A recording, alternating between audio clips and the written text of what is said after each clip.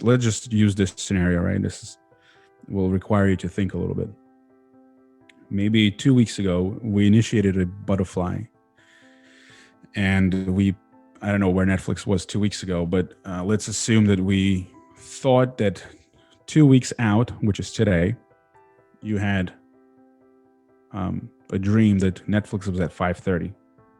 And here we are 2 weeks later on the day of expiration.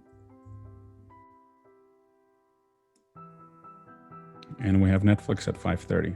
So we're short the 5:30s, and we're doing a 20 wide. So 550. And on the downside, so we're long 510, we're short 2 530s, and we're long 550. All right. Say we bought this butterfly for, it's a 20 wide. Maybe we bought it for $2, or maybe we bought it for $3, right? When the price was way outside of this tent. As a matter of fact, we can go back. Let's just say we did this 2 weeks ago. So today is the 18th. Let's just say that on the 3rd, which is just over 2 weeks ago, we had this really crazy dream that Netflix in 2 weeks is going to be at 5:30. Let me get rid of all these crazy lines. All right, so here we go. This was on a Thursday, the December 3rd. At 3 o'clock, we remembered, oh, I would like to put on this butterfly here. All right, and this butterfly is going for about $2.60.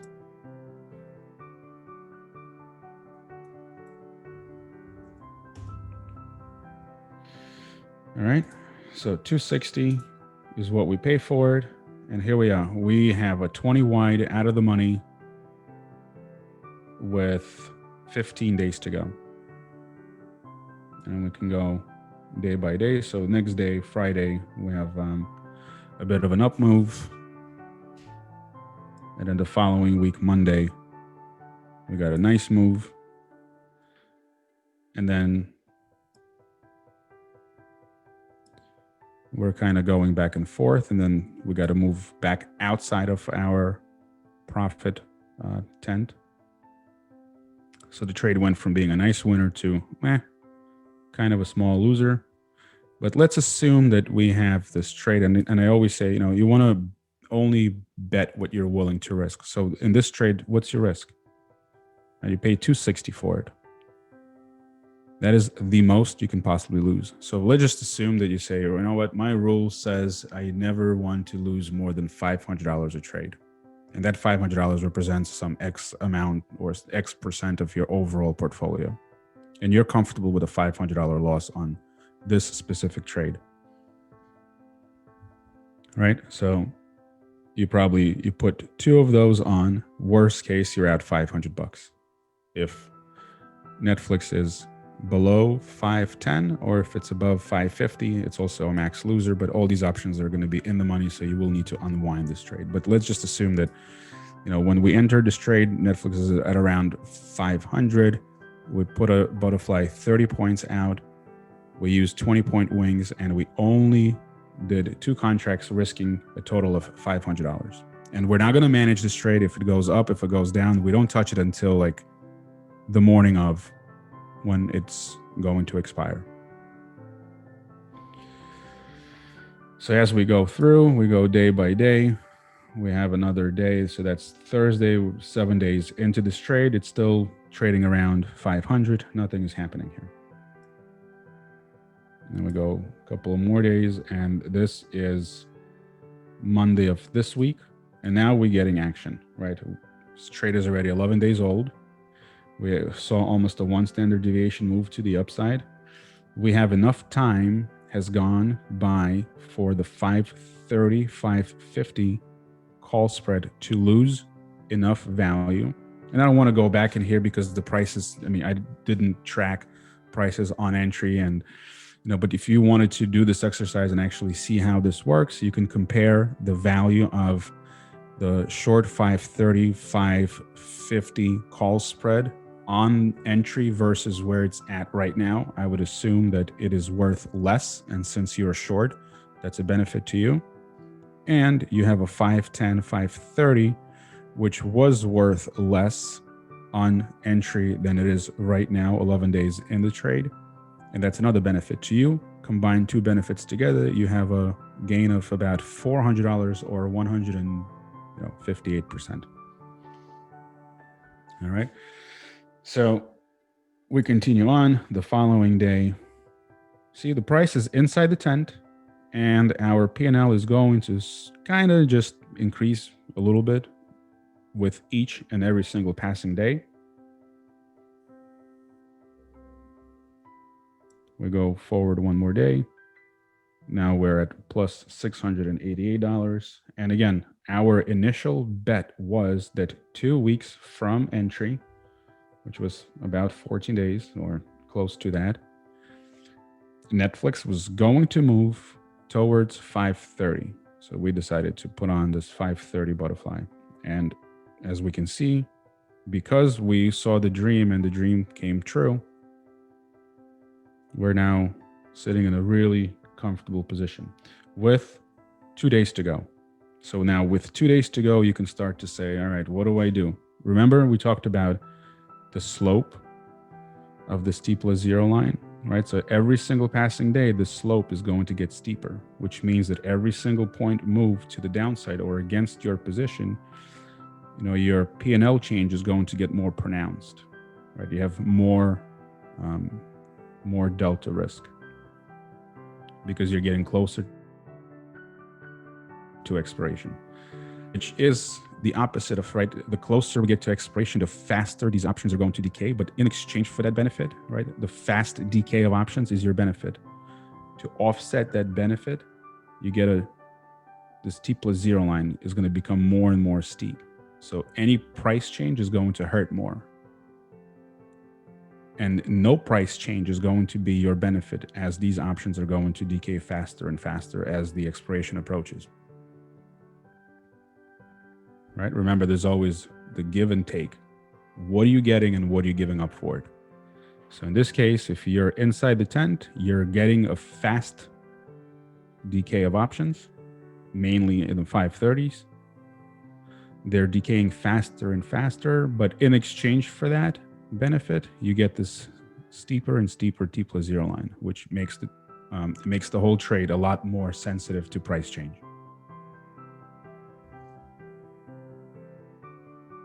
So this is 2 days until expiration, and we go one more day. This was yesterday.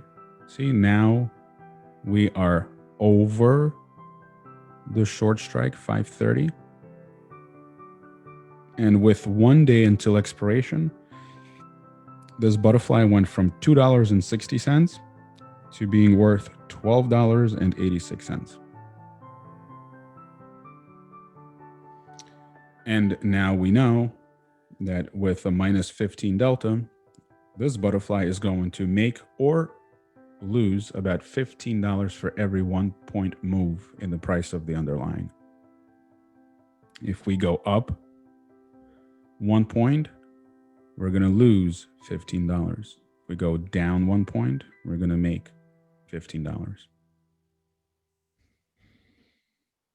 So we decide to stay in this trade, and we can go and see what this trade is worth today.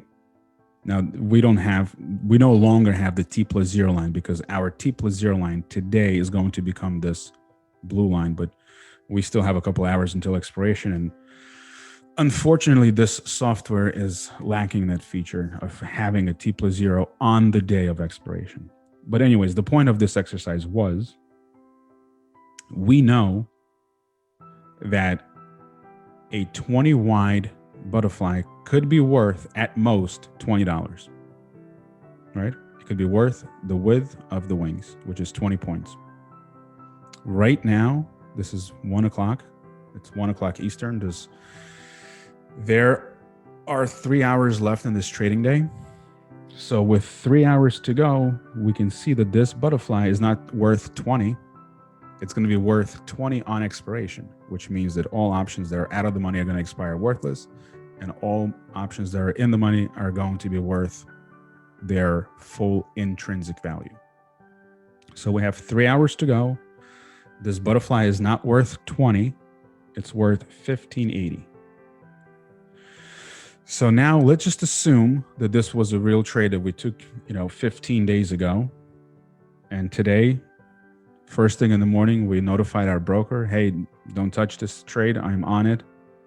I'm going to get out of it before expiration. So don't close it for me.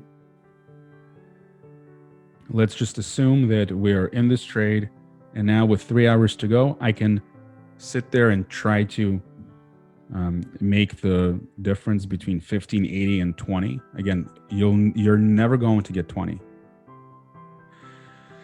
You're never going to get 20 unless you hold until expiration, and the price has to pin exactly square on the button of 530, which is very unlikely.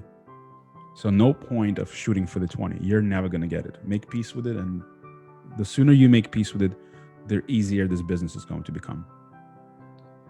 If you can take this off for 1580 and spend the next 3 hours, taking this money to the bank rather than sitting here and worrying, will Netflix go down 10 handles from here into the close? Will it rally 10 handles against me into the close? Why? That's not my game. So for me, it makes sense to close out before expiration. I would close out a couple hours before the end of the day and just move on. Whatever money you're leaving on the table, it was never yours to be had to begin with. A lot of people don't understand that. They think that they're entitled to that money, and they make the mistake of waiting and holding and waiting for money that they will never ever see, no matter what they do, unless they hold it until expiration and the price is, square on the short strike, which is very unlikely. And let's just assume this scenario of, let's just say that it is 401, and this is where Netflix stopped trading, 528. What is this butterfly worth at 528? Right, that's it. There's no more extrinsic value. There's no more time. It's already 405 on the day of expiration. There is no extrinsic value. It's all intrinsic or nothing. We have 530s, which are out of the money. They're worth nothing. So you were short. Whatever you collected, that's yours to keep. The 550 you bought is worth nothing. It's out of the money. So whatever you paid for it is gone. You're only left with a 510. You're left with a 510, and at 528, this 510, no more extrinsic value. It's all intrinsic. And what's the intrinsic value of a 510 with stock at 528 on expiration? Right, this 510 is 18 points in the money. So essentially, your position is worth $18. It's never going to be worth 20. And that's what I'm trying to express to you, that, some people say, oh, I'm going to hold on to this one is going to be worth 20. You're never going to get 20. Unless you're exactly at 530, which means that your 510 at 530, your 510 is 20 points in the money. That's how you get. But then, this could be a trick question, right? What does the broker do with do these 530, do they expire worthless? Do you get assigned the 530s and you end up short stock?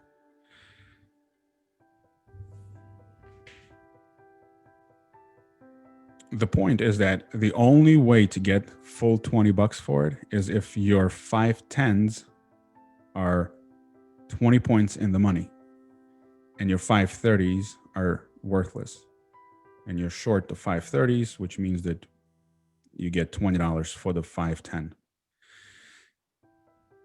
if you're on either side of this 530, right? Let's say Netflix is at 535 at expiration. You have 510 that's right. You have the 510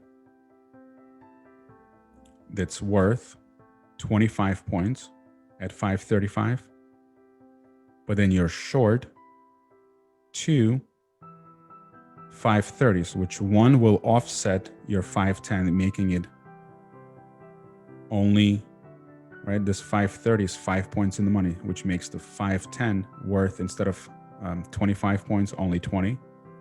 So your 510, 530 is worth 20, but then you're also short the 530, which is now 5 points in the money, and your 550 is gone. So you're taking an additional $5 loss on being short on your short 530. So you have a 510, 520, it's worth 20. And then you're taking a $5 loss on the short 530. So net, you're plus 15. Again, if the price overshoots the short strike, you're still not going to get $20 for this butterfly. So then why play the game of sitting there and waiting for the pin? Maybe it will pin, maybe it won't. But you can just take the profits earlier and move on about your day. The point of this was to show you, right, how you figure out what your butterfly is worth at expiration and whether or not it is beneficial for you to close out early and move on versus wait and try to pin, and what are the risks of holding through expiration and potentially getting assigned on your short options. I'm going to make the case always that it's probably better to close out early and look for another trade setup. You may disagree, and that's okay. But that's my idea.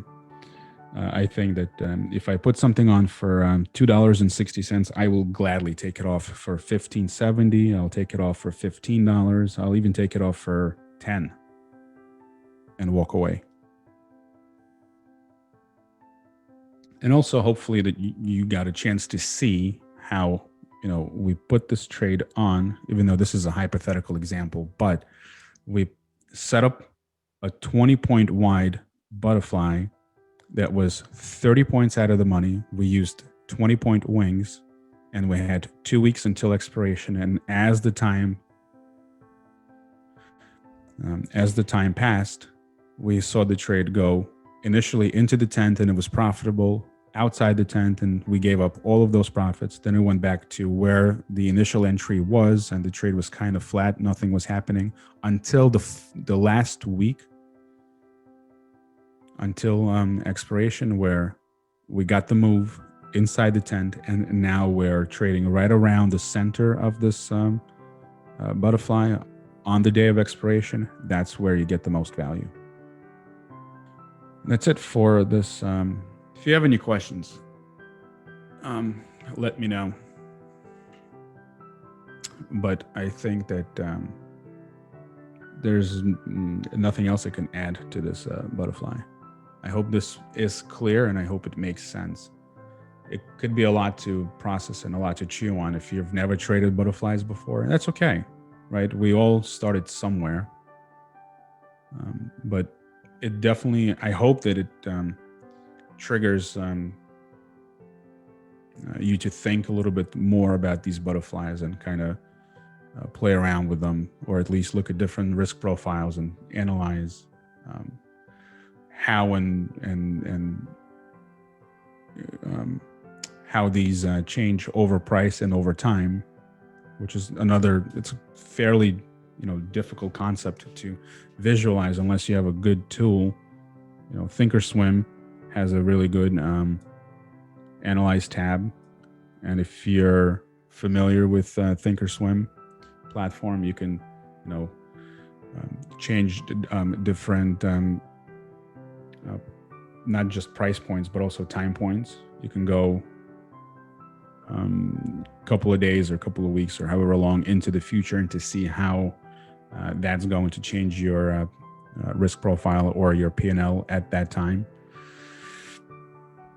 I highly recommend everyone that wants to learn how to do this to definitely check it out. And you know, if you're not getting it at first, that's okay. You stick with it, and more than anything, you have a place where you can plug in your questions, and I will gladly answer. If I can help, let me know.